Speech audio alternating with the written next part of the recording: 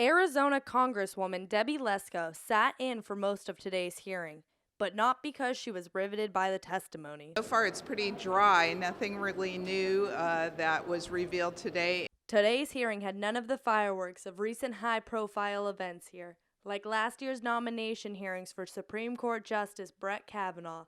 But Arizona Congressman Raul Grijalva said entertainment is not the point. People that make that accusations is boring, I'm not entertained enough, are probably the same people that are ignoring the facts. He says the hearings are important because for the first time, they let Congress and the public get answers they needed to questions about what's going on. You know, at some point you have to deal with the facts. Right now we're dealing with smoke screens by the Republicans. This is trying to divert attention from what is most important, and that is the witnesses. For me, the most significant thing that's happened today is that there's flesh and bone.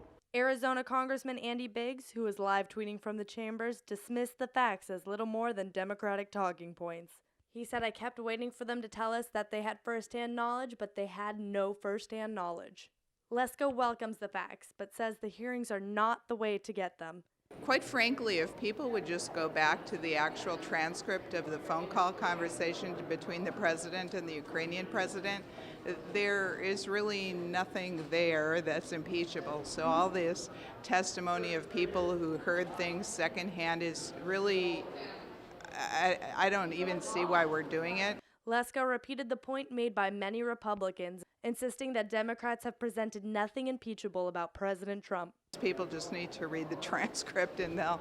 In fact, I read it to a number of my constituents when I was home in Arizona, and they're like, that's it? That's what the media's all hyped about? So Grijalva says it's not the hype, it's fact, and sobering information about a somber act of possible impeachment. There's nothing to entertain us about this. I think as Americans, all of us should be very saddened by that. We're at this chapter.